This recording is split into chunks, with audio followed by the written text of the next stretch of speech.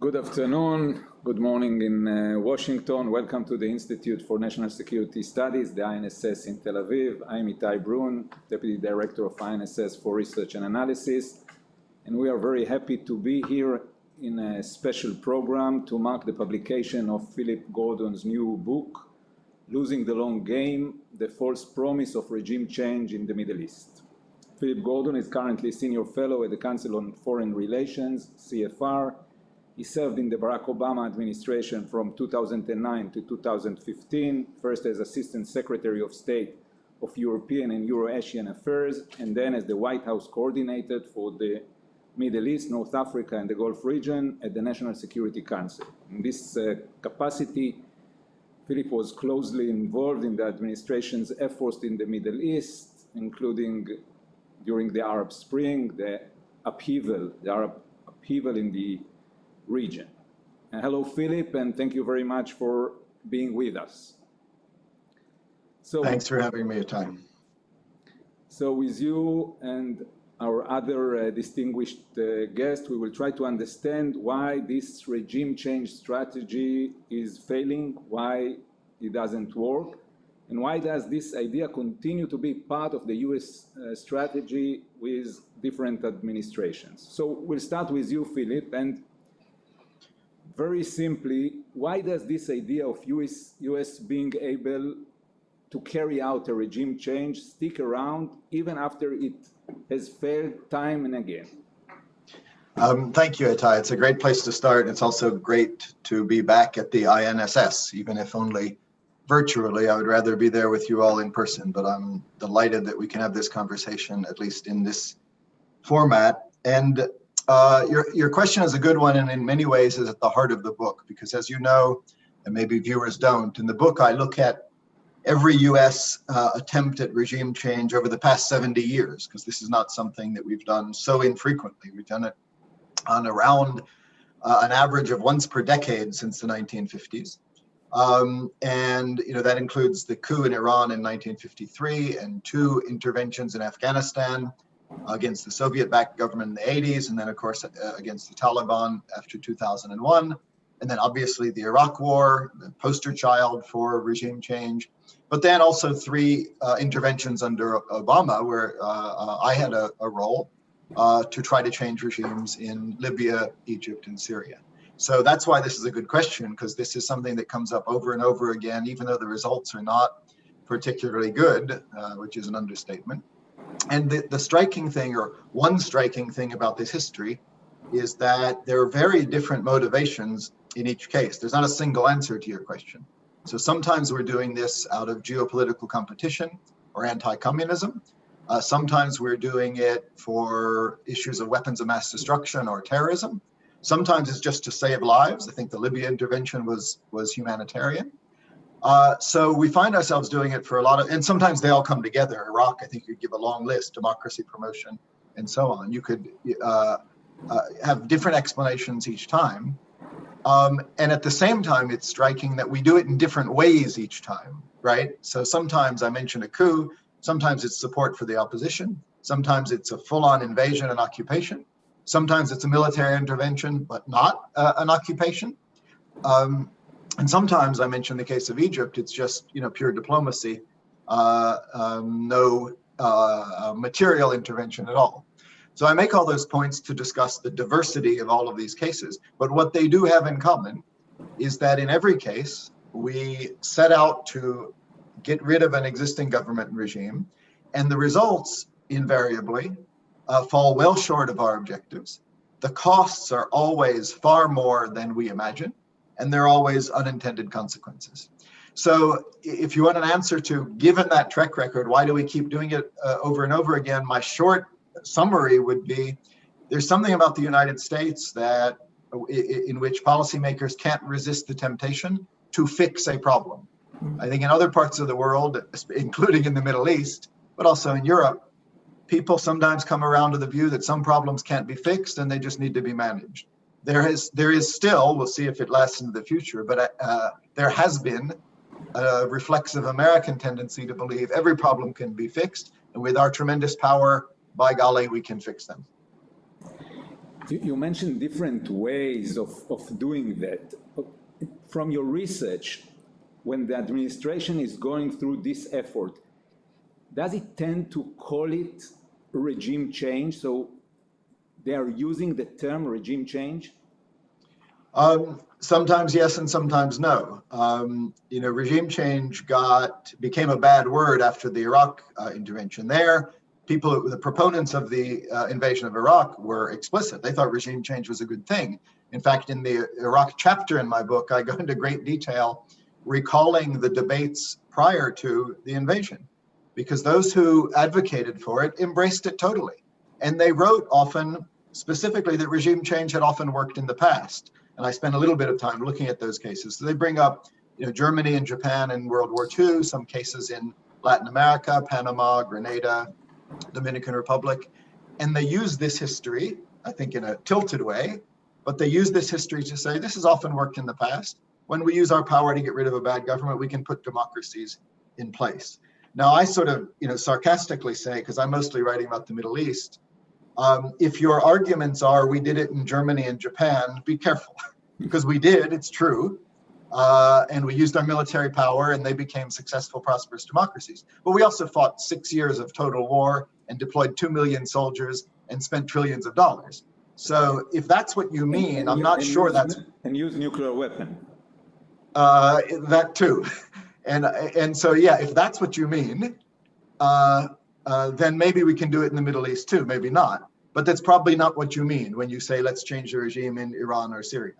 And similarly, I say, if you want to say that we succeeded in Grenada and Panama, two very small countries near the United States, I'm willing to concede that too. But I'm also willing to assert that that doesn't really have much relevance for whether we can change the regimes in Iran or Syria or Saudi Arabia or Yemen or whatever. And there's a lot more of a track record, both in the Middle East and out. I look at the Middle East, but even outside, you have Cuba, Bay of Pigs, a failed attempt to change the regime. You have the US coup in Vietnam, in South Vietnam, trying to get rid of a government we didn't like and put in place a better one. There's a long list of cases where it failed. So just last point on this, because on this specific terminology. So regime change had been embraced. It was still used after the Iraq intervention, but sometimes we didn't call it that, even though I assert that's what we were trying to do. So why does it fail? What is the prominent reason for these series of failures? There are a number of reasons. In fact, my entire conclusion, if you saw it, is actually a list, and I won't bore people not bore people, but I won't take the time to do the whole list. But one of my points is there are a lot of factors that contribute to it. In essence, just to flag the core of it, it's because you are creating or contributing to a security vacuum that you don't have an answer to. And that's what happens in all of these cases. As bad as the previous regime was, and believe me, in every single case, it had real problems, especially in these divided societies, you create a competition for power that is inevitable.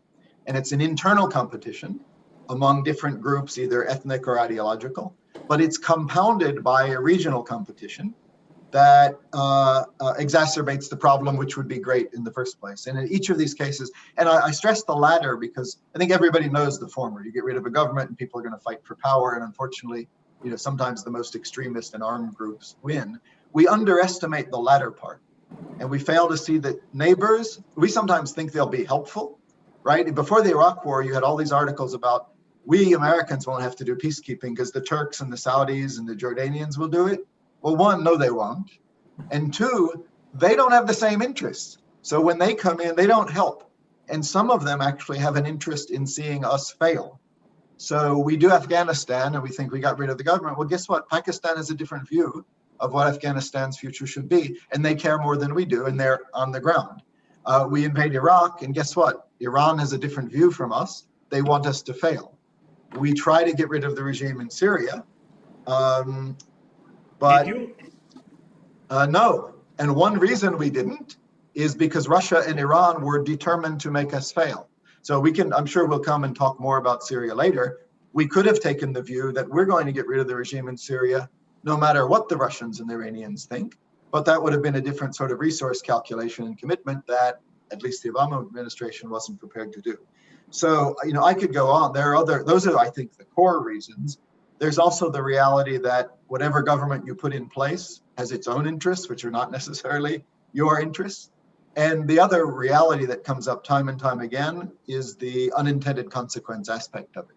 No matter what you take into account before you do it, it turns out that there are spillover effects that you sometimes don't take into account that affect other countries and affect the region. And you don't have answers for those. And just to illustrate what I mean, the best case of that, of course, is Afghanistan, where supporting the Mujahideen to get rid of the Soviet-backed government in the 80s seemed like a great idea. And many of its proponents at the time, for years and decades, believed it was a great idea. But then you think through a little bit that it also led to a vacuum in Afghanistan, warlords, a decade of civil war, the rise of the Taliban, the harboring of Al-Qaeda, the attack on 9/11, the need to do regime change again in Afghanistan, and 20 years of occupation, then it starts to look a little bit differently. And I know the sponsors of those efforts in the 1980s were not taking all of that into account when they focused on their narrower goal. So it was Amos Yadlin's voice from the 2-meter social distancing, and I recognized it. He was referring to 2011, and I wonder about your personal experience, because you were there as part of the administration, and now you look back at it as a researcher. What is your personal experience about what you define? I think that many of us here in the region do not view what the United States did in 2011 or later as an effort to regime change. But what are your personal lessons? What is your personal experience from doing that in the Middle East? Yeah, thank you, Itai, for bringing that up, because I did want to talk about that. And one of the reasons I wanted to write the book was to reflect on that very question, because I was a part of this as well. And I can tell you why I think those were regime changes too. So, half of the book is obviously experiences before my time, the Iran coup and even the Iraq invasion. I wasn't in government. So that's more, I'm looking at that as an analyst and historian. But then the episodes in the 2010s I was directly involved in. And one of the things that struck me about that, and why I wanted to explore it, is the irony that Barack Obama ended up pursuing these goals. Barack Obama, who, as you know, before he was elected, had expressed admiration for Brent Scowcroft and George H.W. Bush and their realist foreign policies, who got elected in large part because of his opposition to regime change, right? How did he get famous? I mean, his first public appearance was a speech in 2002 criticizing the Iraq invasion and saying, I'm not against all wars, I'm just against dumb wars, and describing how it could lead to bad things. And then, he defeated Hillary Clinton in the 2008 primaries in large part because she supported the Iraq war and he didn't. And then he defeated John McCain in the election, in smaller part, but nonetheless, because he was opposed to the Iraq war, and the Iraq war, as of 2008, was considered to be a failure. So how does this guy, who gets elected as an anti-regime change realist, finds himself pushing to get rid of the Egyptian government, that had been an ally in power for 3 decades, leading a NATO intervention in Libya to overthrow the Gaddafi regime, and sponsoring an opposition in Syria that was trying to oust Assad? And I think it tells you something about this American dynamic that I'm talking about, this almost inevitable pressure on even, I consider Obama pretty disciplined as well. In addition to having these views, he tried to resist this, but it was powerful. And so even the Obama administration fell prey to, if that's the right expression, this notion, maybe we can do this, even after the Iraq war and the consequences, maybe we can. And of course, we didn't initiate the Arab Spring. You mentioned that in the introduction. Obama didn't come to office planning to get rid of these regimes, but he saw what was, in the case of Egypt, a potential opportunity to support democratic change. In the case of Libya, a desire to simply prevent a massacre. In the case of Syria, I think it large part stemmed from pressures from others, allies. And I describe in the book the role that allies played in this, both in the Middle East and in Europe. And certainly Libya was a direct result of the pressure we felt from our European partners.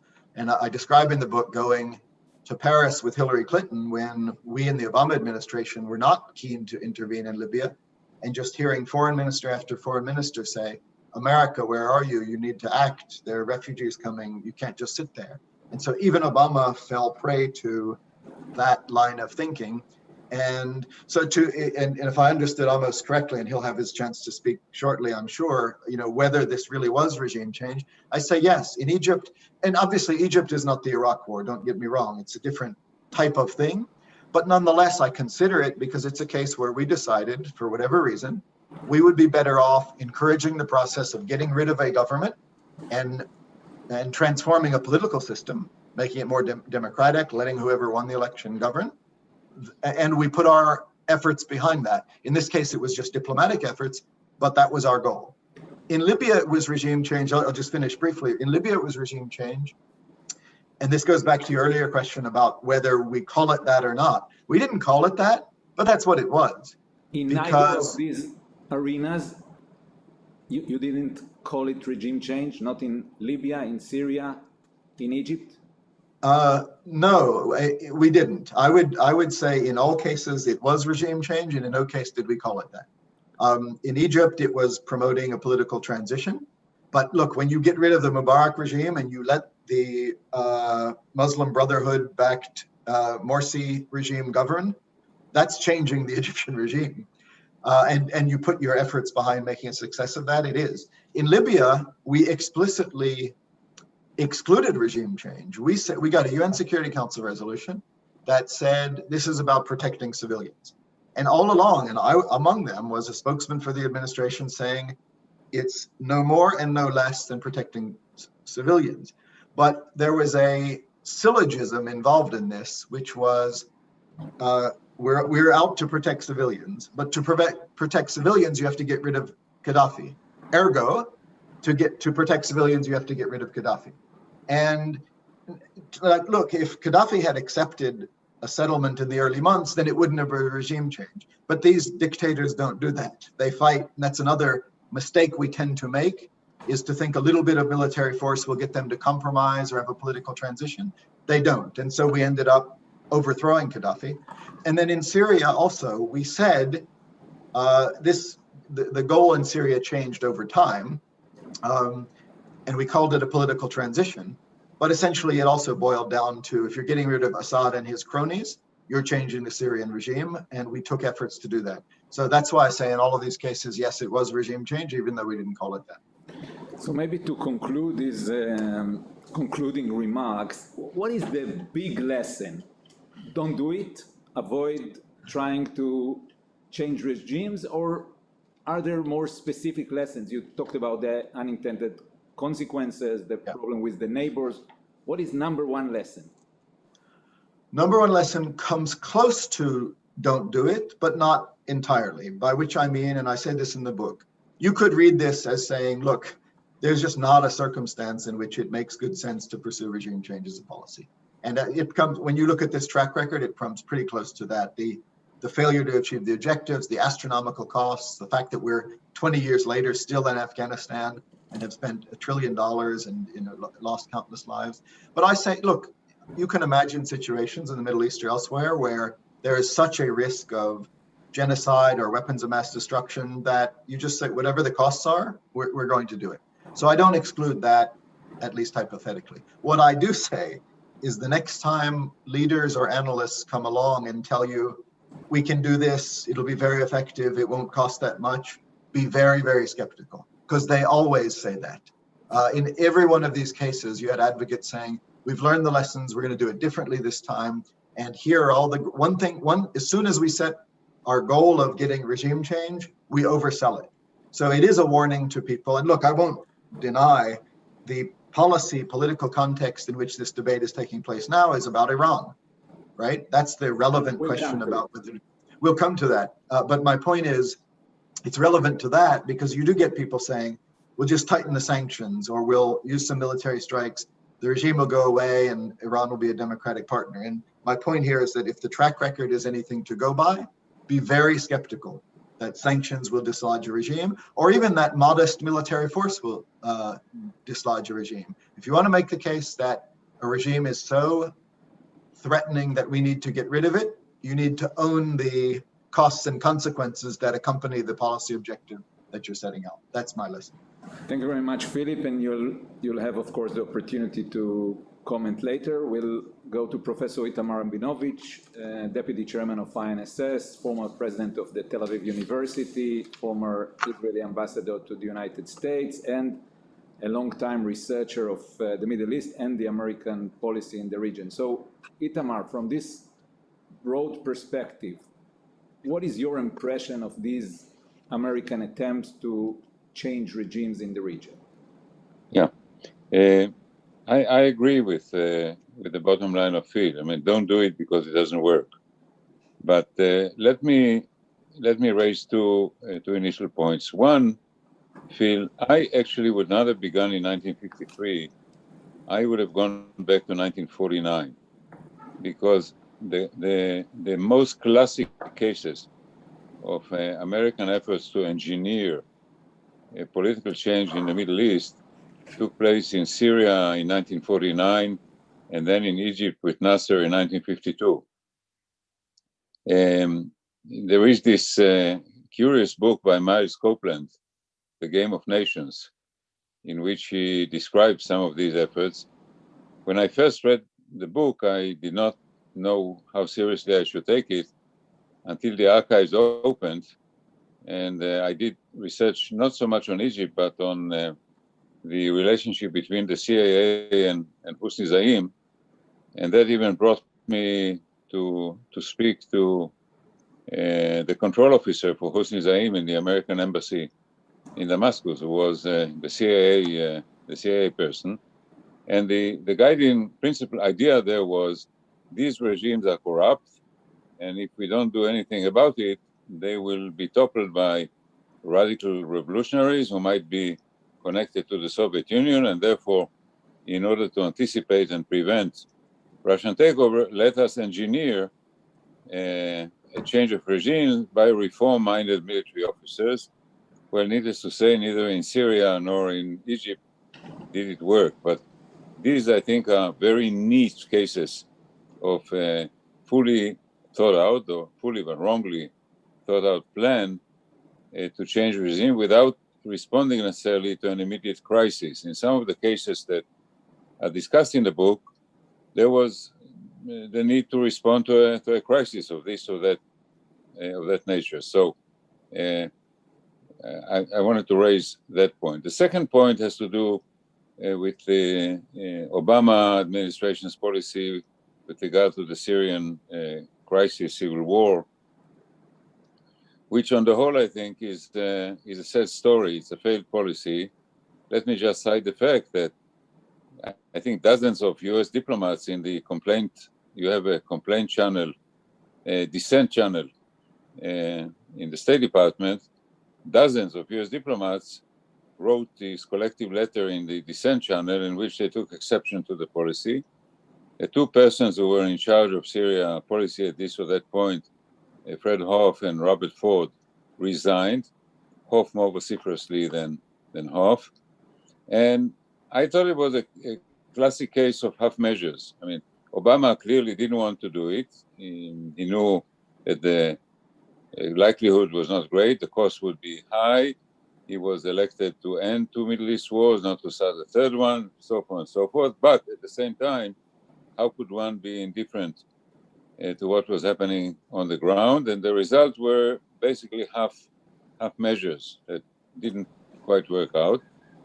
And more specifically, I wanted to ask you about the episode with the Petraeus plan in 2012, when Dave Petraeus, together with 5 or 6 other countries, was seeking to train the Free Syrian Army and make it a real fighting force in order to topple Assad. Hillary was for it, the president was against it, it was vetoed, and the rest is history. So the 2013 red line issue is much more famous than 2012. I thought 2012 was very important. You, in the book, did not make much of it. I think when I read the book, I thought, well, Phil is making less of it than I did in what I wrote. So I appreciate your response to that? Thank you. We'll let Ambassador Gordon respond later. Itamar, maybe quick response. What are the main lessons for Israel from this experience? Well, first of all, I think the most overwhelming lesson is from our own experience in Lebanon in 1982, or the years that preceded it. So, and this I think was very much evident during the Syrian crisis, because there were those who said, let's do something, let's get rid of what we call the devil we know for the devil we don't know.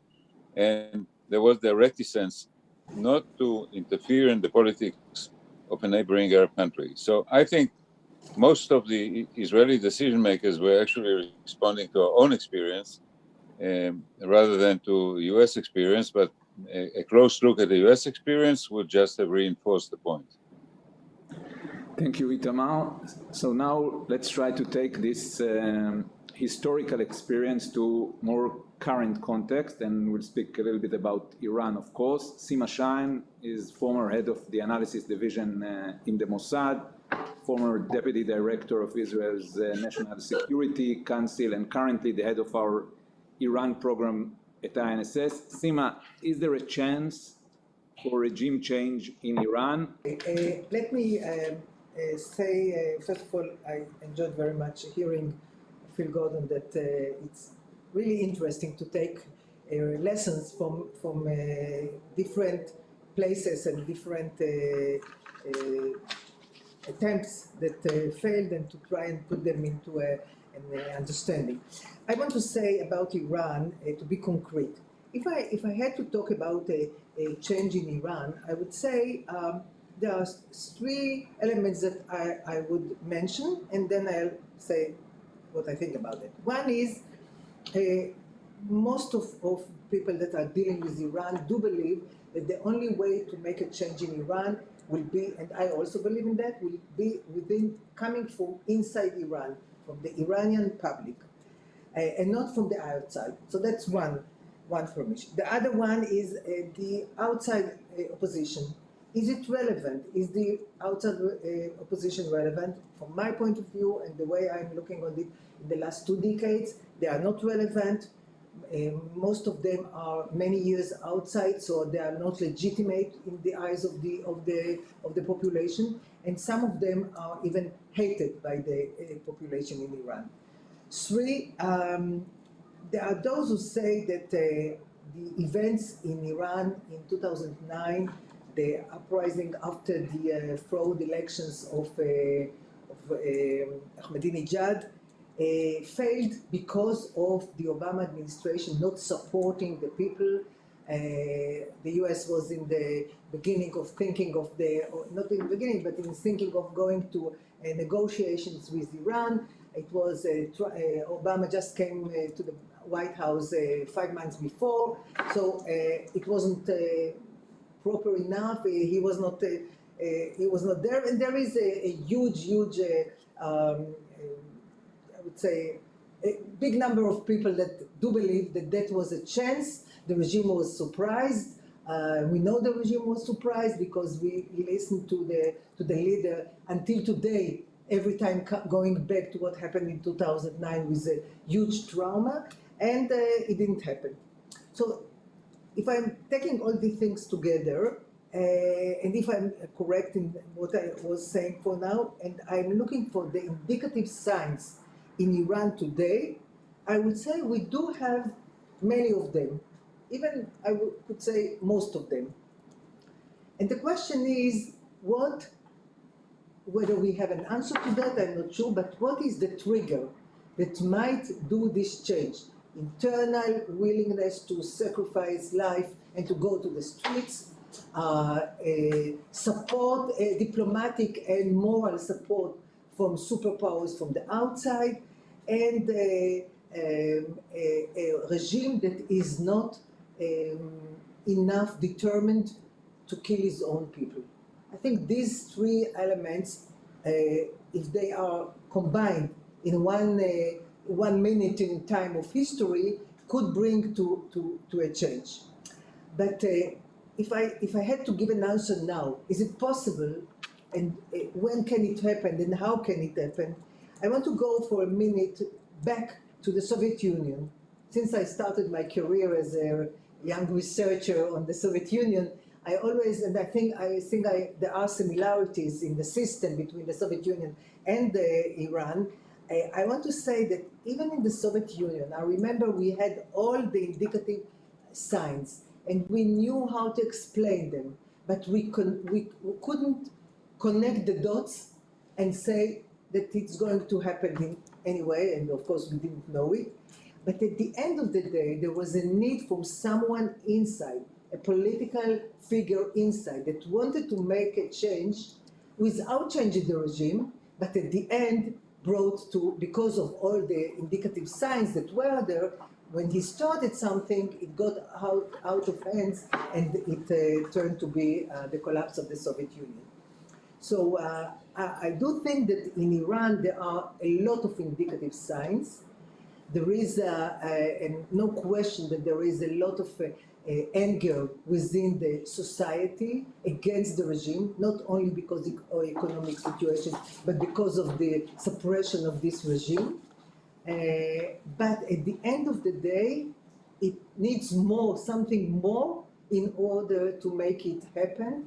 And I think in the specific case of Iran, I would say three things that are not there or are against such a development. That's one is the lesson that the regime has learned from 2009, and the way is today able to, whenever he feels there is a local organized demonstration, something that can be built up, they know how to handle the situation. This regime has shown a year ago that it is willing to kill his own people. And in brackets, I would say, and what I'm saying to everyone, remember, this regime has sent his own people to kill the Syrian people and to support Bashar Assad, not only by advisors, but also by killing them. So they know that the only way to stay to hold the regime is by suppressing and being willing to kill. And the third thing is that because of what happened in the last decade, or more than a decade in the region, there is no encouragement to the middle class in Iran to make such a step and to bring Iran to the threshold of a situation of a civil war or something similar to what we see in Syria and what was before in Iraq, Libya, and this is a very bad example, and therefore I think we might be more far away from regime change than close to that. Thank you. Thank you, Sima. We'll take back the camera a minute. And we'll turn to Professor Eitan Gilboa. 1 minute. Okay. Professor Eitan Gilboa, Professor of Communication and International Relations at Bar-Ilan University. And I want to ask you, what effect, if any, did the American strategy, this strategy of regime change, these long-lasting attempts to change regime in the Middle East, have on Israel-US relations? Let me first say that I enjoyed very much reading the book. I think it is a significant and a timely book. I think it's provocative, thoughtful, well argued, and well written. And I only hope that Biden and perhaps his candidates for key policy making positions in foreign affairs would also read the book. Because reading the article that Biden published in Foreign Affairs, emphasizing human rights, democracy, freedom of speech, may lead the United States to fall in the same trap. I think that the answer to the question why the United States were adopting this strategy when all the previous cases were not successful. And I think the reason for it is the American national character, like superb optimism. We can fix everything. We just need the resources, determination, and everything is going to be fixed. But democratization, which is euphemism for regime change, because after all, this is the idea, changing from autocracy to democracy, democratization of the world, American style, has always been one of the most significant goals of American foreign policy. And I think that the book focuses on the Middle East, and this is right so, because what we have seen is there was many attempts in the region to move democratization, to develop the democratization. I think the main problem with the American approach to democratization is the equation of democratization with elections. If you have elections, you have democratization.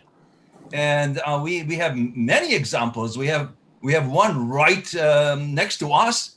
In Gaza, for example, the Bush administration, Condoleezza Rice, persuaded Prime Minister Olmert, why don't you let elections in Gaza? Hamas will never be interested in getting elected. And once you have elections, then maybe the radicals are going to be moderates. The governing responsibility will moderate them. Never happened in the Middle East. And in my judgment, elections should be the last step, not the first step. First, you have to establish institutions. You have to make sure that you have all kinds of freedoms. You have all kinds of institutions. And then at the end of the process, maybe you can have elections. So other things is, yes. Now, I just want to make two comments about the book itself, and then I'll answer your question if I have time. I was really, I'm a political scientist, so we always look for models and theories. Your book is like a book, like a history book, very interesting to read. Sometimes I read political science books and you never understand what's going on. But I would have liked to see all the lessons that you have at the end, at the beginning.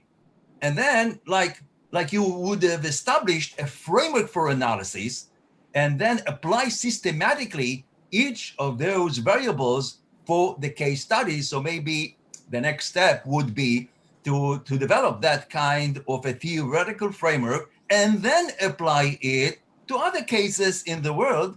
Because as you wrote in the book, there are many cases of attempts to change regimes. And the second thing, which I think really was important for me, is your own experience at the White House.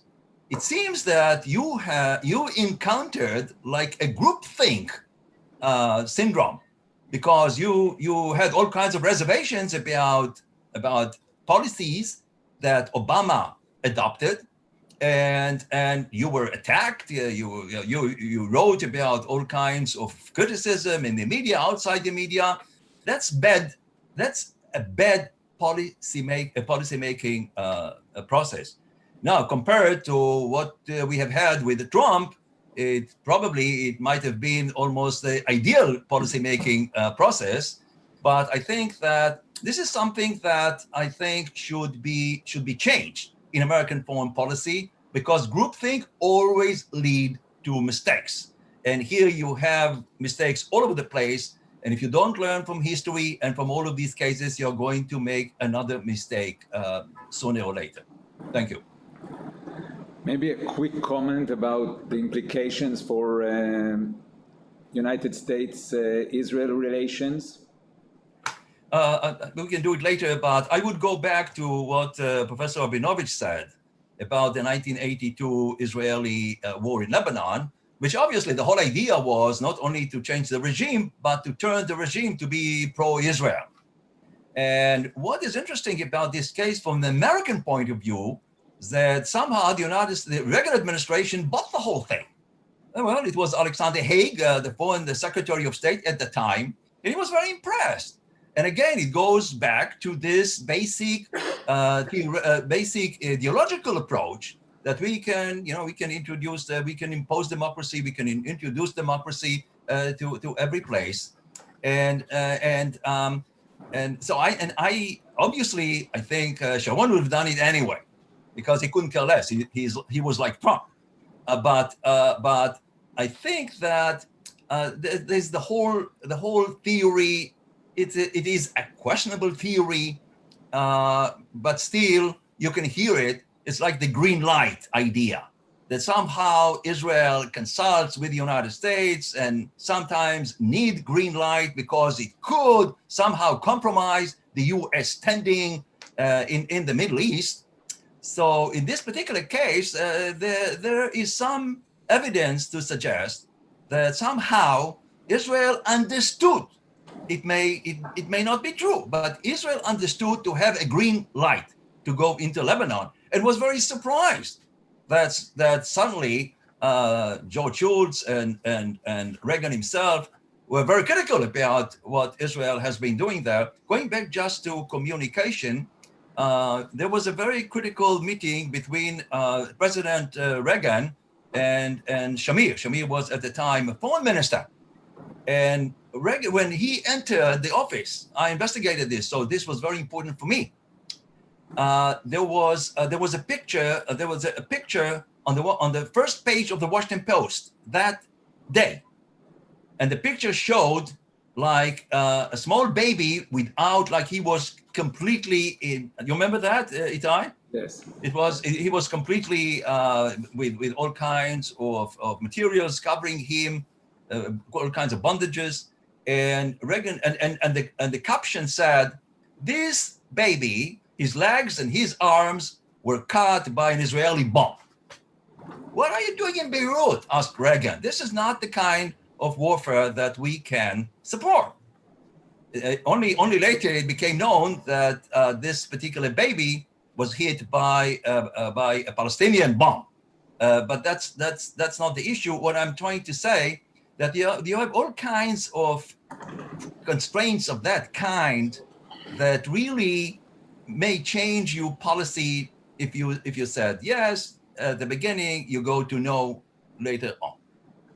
Thank you, Professor Gilboa. And now to Ksenia Svetlova, currently senior researcher at the Institute for Policy and Strategy at IDC Herzliya, former journalist and former member of the Knesset. Ksenia, you are currently a researcher, but you also gained experience from being there at the places where events happen. So from your perspective, is regime change a relevant strategy for the Middle East? Why it is failing? Can it succeed? You are muted, so just get out of mute. Thank you very much, Itai. And Philip, I was thrilled to read your book.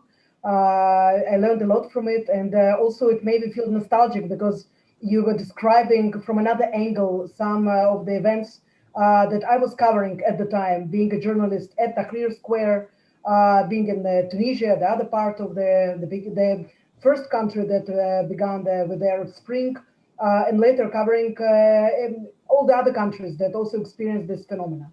And when I was reading this book, I was thinking about the perspective of the global power competition and how this card is being played by various players and stakeholders in the world.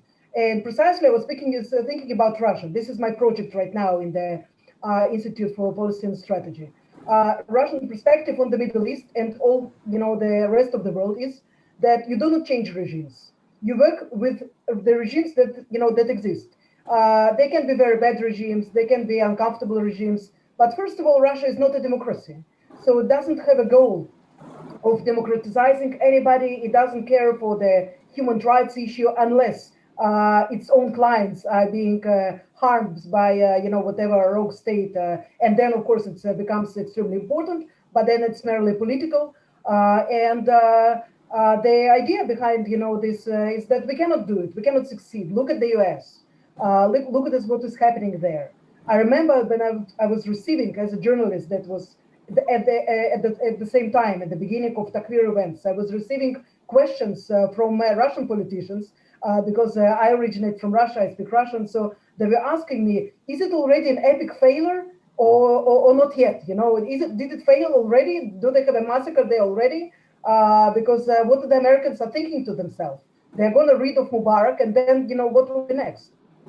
So first of all, I have to tell you that again, this is built on personal experience. I was standing there at the square at the moment when there was this rumor that U.S. might be pressuring Mubarak to step from his office. And the emotion was that, well, this is great, and we are certainly welcoming it. I'm talking about the Egyptians that were there. But if they will not gonna support us, if they were gonna support Mubarak, then the American embassies here will burn.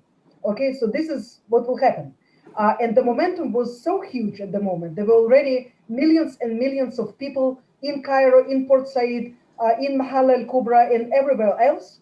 And I do not believe that if the US would stay neutral or if it would support Mubarak, then the outcome would be different somehow. Okay, so this is first. You do not always engaged in the situation where you really have the power to influence. So I think Egypt is certainly very different from Iraq, and it is also from Libya. I think I call it the passive engagement. Because the developments were at the level and at the temperature that was so high that it left basically no choice for any American administration. I have it hard time to imagine any American administration, a country that is a beacon of democracy, a beacon of at least how it envisages itself, yes, of light and everything that is right, standing with somebody who is about to kill more demonstrators that are in Tahrir. Okay, so this is first. Second, I think that again, given the different nature of the regime between Russia, China, and the United States, I think the United States will always have this temptation, and you put it in the closure of your book, that there will be always a temptation to step in and to interfere somehow. Maybe not regime change, but something else. And here comes my question, because, yes, I was there. I was also in Bahrain in 2003, 2 days before the beginning of the war in Iraq, talking with an Iraqi dissident who were telling me that if US will now invade Iraq, Iraq is finished.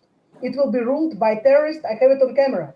It will be ruled by terrorists and by gangs, and there will never be united Iraq anymore. I said I hate Saddam, but this is the end for it.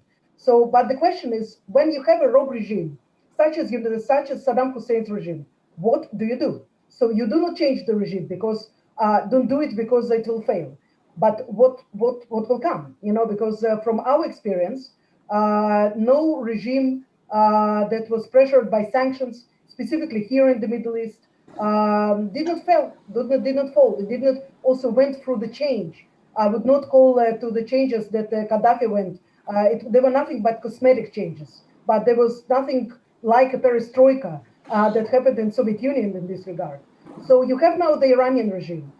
They're experiencing, quite heavy sanctions for many years now. The sanctions do not work in the direction that we believe that they should be working. I mean, Iran is still fighting to spread its hegemony in the region. Iran is still working towards the nuclear program. So then what? Okay, so and I think that perhaps your next book should be a story for suggesting that, but to answering this question. So what should American policy, given the democratic nature of the United States, and the realization that for US it will be always easier to cooperate with democratic regimes than with despotic autocracies, bloodthirsty dictators that slaughter their own people. So it's not only temptations. I think it's built in the American psyche, and I think that any administration basically will have this kind of deliberations. The problem is that the tools are so few, and the tools are very weak for right now. And again, consider that we are going into the next decade to experience perhaps a nuclear Iran. I, as an Israeli, this is the last thing that that I want. I think it's very dangerous to my country. But also the regime change. It's I think it's not on the agenda even right now. So what should be happening? To just basically to sum it up, I would say that being there on the ground, you see things a little bit differently. Sometimes you see a dynamic that justifies intervention, diplomatic intervention, and sometimes even a military intervention. Sometimes you're there on the ground, you see things differently, and you talk with the American Marines on the USS Tarva. I was stationed there, embedded to the American troops, and they were telling me that they are after Saddam because he made the 9/11 happen. Okay, and well, okay. So then, I think this is the question number one, and I'm sure that President-elect Joe Biden will have to also address this question in order to understand. If I want to protect my allies here in the Middle East, if I want to be, act differently than the, non-democratic players do, such as Russia and such as China. So what the instrumentary that I should own, and what are the tools that I can use successfully in order to maybe not change, but pressure these regimes in the desirable direction. Thank you, Ksenia. So we have your question, and we still have Professor Rabinovich question about Petraeus 2012. But before letting Ambassador Gordon say a few words after this discussion, and then asking Amos Yadlin to conclude this discussion, are there any other comments for our participants? Okay, so Philip, go ahead. First, you have a few answers to give, and then conclude the discussion from your perspective. Absolutely. There's so many interesting, important things raised. Let me do what I can to address at least some of them.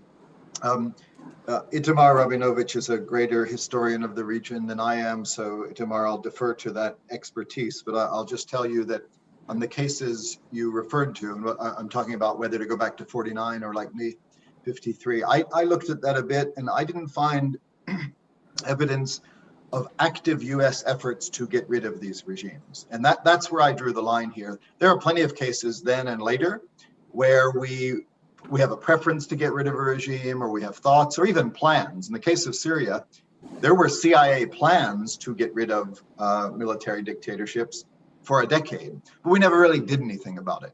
So that's why I didn't, focus on some of the things you mentioned, which are legit, but I circumscribed this to when we took sustained actual efforts. And of course, Egypt becomes interesting. You mentioned Egypt 52, but Egypt 56, I note, was an effort by some others to do regime change in the Middle East that we actively opposed. As for your points about Syria, which go to the heart of this and are really important, we agree on one thing, which is that the course of action pursued turned out to be a disaster. It was, in that sense, a half measure that I think we collectively, this is not just the United States, we and our allies, did enough to escalate and perpetuate a vicious civil conflict, but not enough to bring it to a conclusion or to get rid of the regime. And so that, I think on that part of it, we probably agree that this decade of effort turned out to be arguably worse than nothing. Where I guess we don't agree is on the notion that a little bit more effort along the lines of the Petraeus plan or something else would have brought about that goal. Indeed, that's one of the things that I take most issue with on Syria, but more broadly, which is the notion that just a little bit more pressure or force can bring about regime change. And in my view, the lesson of much of this is no, it takes a lot more. And the specific dissent channel, and I have huge respect for, but disagree with some of the colleagues you mentioned who believed that we could have done this if only we had done more for the opposition. But two things. One on Petraeus, which I talk about. The Petraeus plan to support the opposition has taken on this mythical status that if only Obama didn't disagree with Dave Petraeus and Hillary Clinton, we would have given arms to the Syrian opposition and they would have gotten rid of the regime. I just don't think there's evidence to sustain that argument. And one reason I think that is not just historical cases, but what happened in Syria, because as everybody knows, eventually we did provide quite considerable support to the opposition. We even announced it, even if we didn't go into details about it. That's well known. And what it led to was not the Syrian regime collapsing, but the Syrian regime fighting back harder with material support from Russia and Iran. So I think we need to be clear about the Petraeus idea. It was a very modest proposal to do something that would have boosted the capacity of the opposition modestly but not enough to overthrow a military regime backed by Russia and Iran and Hezbollah. If we had wanted to do that, it would have just taken a very different means. And so I disagree with colleagues who suggest that we could have, and the dissent channel note that you talk about is for me a good example of the wishful thinking that often applies in these cases. They write, if I recall, that, and they're very critical of Obama for not doing more, but what they say is that a quote unquote judicious use of force would compel the Assad regime to negotiate in good faith. I don't think there's any evidence of that. Assad was never going to negotiate in good faith. So again, if you want to say, use whatever force is necessary and invade and overthrow this regime, okay. And we can then talk about what that means for Russia, Iran, resistance, the security vacuum, all of that. But I'm not sold that a modest effort to support the opposition successfully brings about regime change. Seema, you talked about Iran, and as usual, we agree on so much of this. Let me just say about Iran, because as I said at the start, one of the reasons I wrote the book was stimulated by what looked like a US regime change policy in Iran, as Trump pulled out of the Iran nuclear deal, started to talk about supporting the opposition, imposed maximum pressure. And even if the official policy wasn't regime change, Ty, you asked earlier, do we call it regime change? The Trump administration officially says, we just want behavior change. But it's pretty clear what they're trying to bring about is so much frustration in the Iranian public that they overthrow the regime. So that's what led me to think, before we go down that road in Iran again, maybe it'd be useful to look back at past cases and see what the track record suggests. Let me be clear that I believe a different regime in Iran would be in all of our interests. That's not what this is about. It's not in any way sympathy for or indifference toward the Iranian regime. The Iranian people would be better off, Israel would be better off, the United States would be better off if there was a different regime. The question is not, should we wish for there to be a different regime? The question is, will policies pursued by us to achieve that goal make things better or worse? And that's when I depart from those pursuing regime change in Iran. I'm glad, Seema, you brought up the Soviet comparison. Like you, I also started my career working on the Cold War in Europe and the Soviet Union. And my lesson from that is very different from a lot of proponents of regime change in Iran, who point to Reagan and the Cold War and say, you see, it works when you confront your enemy and overthrow the regime. That's not precisely the history. I actually just wrote a piece based on the book, because it's in the book too, for War on the Rocks, examining this Soviet analogy and questioning the notion that maximum pressure brings about that sort of regime change.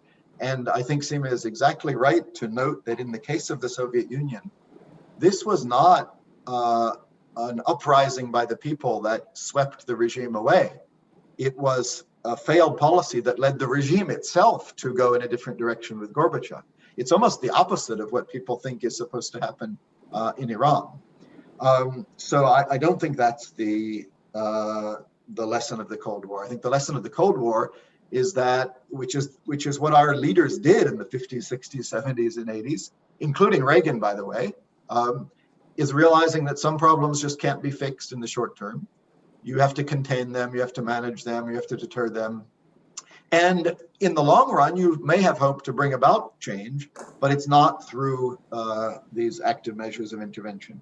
I think Seema mentioned the 2009 episode in Iran, which also, it's a little bit like the Petraeus plan, has taken on this mythical status. If only Obama had gone to the White House podium and said the right thing, history would be different. I'm skeptical.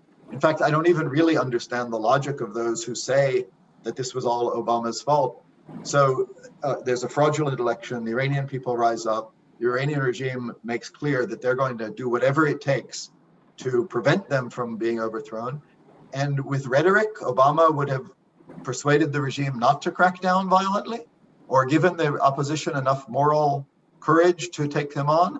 I think we should be careful with that notion. It reminds me a little bit, as all of the historians here know, of George H.W. Bush in 1991 and the Shia uprising, where we did call on them and lent our support to them.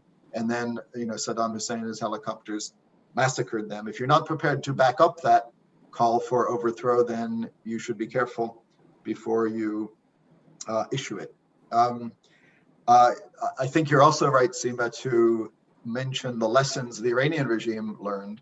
people learn from other cases, and I think the Iranian regime learned that you do have to crack down in cases like that, and they're certainly prepared to do so. Just like the Syrian regime, I think, learned from Libya and saw that the failure to crack down, we did Libya with the hope that would persuade the Syrian regime to reach a compromise. Syrian regime reached a very different conclusion, that you have to go in brutally. Let me address briefly Professor Gilboa and Ms. Svetloda's points as well. Professor, I'm glad, I think we agree on this notion in terms of the explanation. I said it myself, that there's something about American national character that leads us to do this over and over again. I think the interesting question from your remarks, for me and for all of us, is, does this continue or is it over? I said before that 2003 sort of killed the popularity of regime change, but I also described how we came back to it under a different name, but still you had this very American notion that we can democratize and we can intervene and we can successfully change regimes. I don't have the answer to the question, is it over now? And you mentioned President-elect Biden. I would note just on that score that he didn't exactly run on a platform of intervention and regime change and devoting resources to the Middle East. In fact, it's quite striking. So Trump clearly broke with this American strategic trend, right? He was the first president in the post-war period to move away from the notion that it's our moral duty to support democracy and intervene. He was hugely critical of that. But what's interesting is that for all Trump's criticism of endless wars, Democrats are equally critical of endless wars. The Democratic Party platform criticizes endless wars, which is also, an expression that Trump uses. You look at public opinion polling, Americans are fed up with the legacies in Iraq and Afghanistan. They think they didn't make sense. They think they're not worth fighting. So, I describe, and we agree on this American national character that for 70 years has led us to turn in this direction. I think it's an interesting question whether that still exists or whether it may be finally, at least to a certain degree, curbed. You broke my heart with your comments on political science books, because I, having written many political science books with frameworks and models and all of that, I finally wrote a book that was narrative history and accessible, and you shot it down by pointing out that I didn't have a model up front. So I'm sorry about that, but I thought this one was actually a nice story to tell that you could learn from by reading the histories and the stories, and I think they do point to some pretty sharp conclusions, even for political scientists. My last point to Professor Gilboa is on this groupthink notion. And again, I'll just put this out there for people to reflect on without too much of a conclusion, because I agree. I described the pressures even against Obama, who ran on anti-regime change, who's a disciplined person, ran a disciplined process, and yet we ended up doing it. I can only just underscore again, especially in this American context, and having lived through it, the pressure from Congress, from allies. You're an American diplomat and you're talking to close, important partners who are pleading with you to do something. It's hard not to. I describe in Libya how CNN affected us. I went down to the State Department gym for a workout and thinking we weren't going to do anything, knowing what Obama and Gates and people like that and Biden thought, but then seeing senator after senator on CNN saying, we must act, no-fly zone, we can't. And the pressures are great. So I sort of leave that with you between, on one hand, saying maybe this is over because the American public has shifted, but on the other hand, we're still going to be susceptible to this notion that something must be done, and we're the ones who must do it. Ksenia, also very interesting comments from you on Russia. I'm glad you underscored that, because I hadn't had a chance to do so yet, but it played a major role, especially in Syria and what you describe as Russia's opposition to regime change. So Russia not only opposes it because Russia itself doesn't share the objective of democratization, but Russia opposes us doing it. And one of the things that thwarted us in Syria, so the Russians sort of let us get away with it in Libya, right? They even abstained on a Security Council resolution that let us go ahead. I think they vowed to themselves after that, don't make the same mistake twice. And in Syria, they were determined, and we underestimated this consistently, Russia's opposition. And this goes back to whether Petraeus' plan would have worked or whether it would have just led Russia to do more to the regime, for the regime, and I think the latter. we kept hoping that we could get the Russians to go along with us, because why not get rid of the Assad regime, right? It's horrible, it's killing its own people, it's fomenting terrorism. The Russians have a problem with Islamic terrorism as well. Why don't they just join us in getting rid of this horrible regime? The Russian view, as you hinted at, was always, I mean, it's almost as if they had internalized some of the lessons from this book. They just said, you get rid of Assad regime and you're getting a Somalia and Afghanistan on your hand. And we kept hearing the Russians say, we have no love lost for Assad. We're not his lawyers. And we would be very excited and think, the Russians are with us. But they would always finish the sentence. And the rest of the sentence was, but don't look to us to get rid of him. And you don't have anything better to put in its place. And we could never answer that question. If you help us get rid of Assad, here's what we'll put in place. And they were always skeptical. And I think Putin's view was to be afraid of US-supported regime change. They hated it in Georgia, in Ukraine, in Libya, in Kyrgyzstan. And I think in Putin's mind, the risk here is if you let NATO and the United States rush in and support whoever is trying to overthrow their local regime, then you're just inviting them to do so. And that's the last thing that they wanted to do. I realize we're short of time, Itai. So I'll just end with this notion, because Ksenia also asked this important question about, so what do we do? Fully have to acknowledge, as I said before, these were all horrible regimes. You have to recognize there are costs to inaction as well as action. But I do think the track record suggests, like the Cold War and containment, that a combination of containment, deterrence, engagement, diplomacy, arms control, allies, selective military force, and patience in containing a situation is a better approach than the fantasy that we can go in and change the regime for the better. So that only scratched the surface of all the interesting things you all said, but I think you raised some really important aspects of this. Thank you very much, Philip. And now we'll ask Amos Yadlin, Major General retired Amos Yadlin, Director of INSS, to give us his closing remarks. Phil Gordon is a long-time friend, and we met each other when we were both serving our governments and then in other capacities.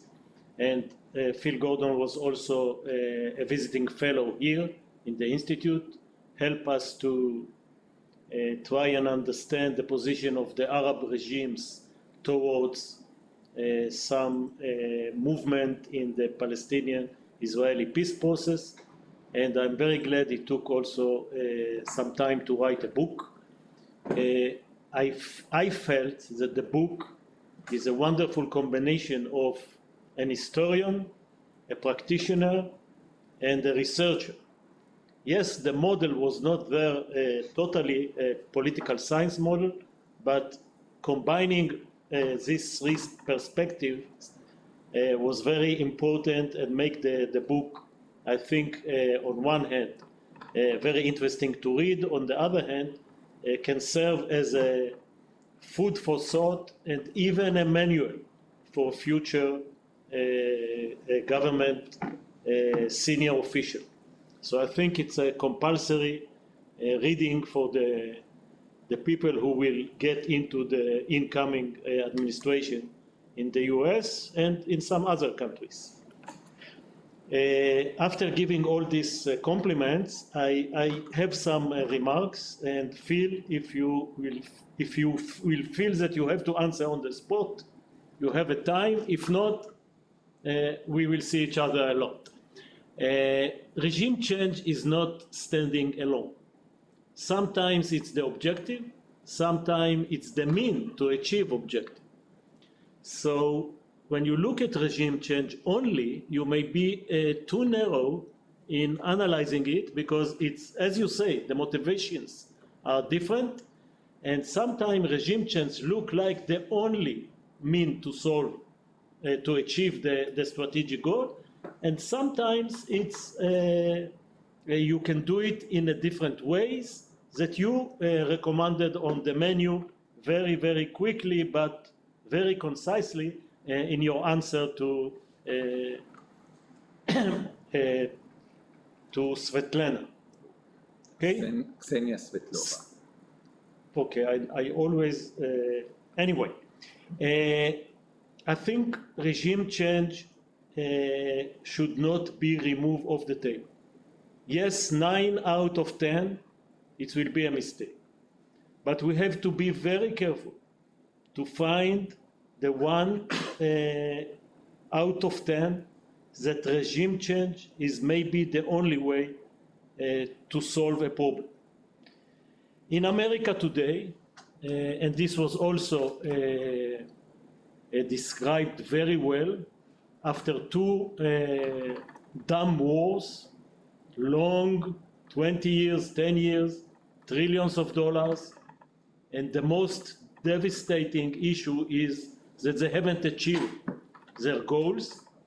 It is almost automatically to do it very binary, whether you use a military force or you don't use military force, and military intervention is going very closely with regime change. So my point is the art of achieving goals by military intervention is not full-scale war, not a long war. It's a pinpoint attack, surgical attack, and don't be so afraid of unintended consequences and slippery slope, because it's take you to a place that you basically legitimize things that cannot be legitimized. And the cost benefit of the regimes that you want to change is now that there is no cost to the behavior. So if sanctions can do the work wonderfully, if an agreement can change their behavior, it's very good. If you can combine diplomacy with economic pressure, fine, but don't take away the military intervention, because people have done mistakes with regime change. And I'm only thinking about 1936. If the regime in Germany was changed, I think tens of millions of people would not have been killed. And there are times in history that you have to act. By the way, the last war of the US in the Middle East was a successful regime change vis-a-vis the Islamic State. So from time to time, if you do it right, you can achieve your goals, not with a high cost. So basically, if I have to do a checklist for regime change, I will speak about 4 issues. What is the strategic goal? And can regime change achieve the goal? Or there is a more reasonable, less costly, and less risky diplomacy. But if you take away all the no-fly zone or surgical attack or assassination of Soleimani, and you think that everything brings you to war, I think since Soleimani was removed, Iran behaved totally different in the Middle East. And you don't have to change the regime. You change part of the regime behavior.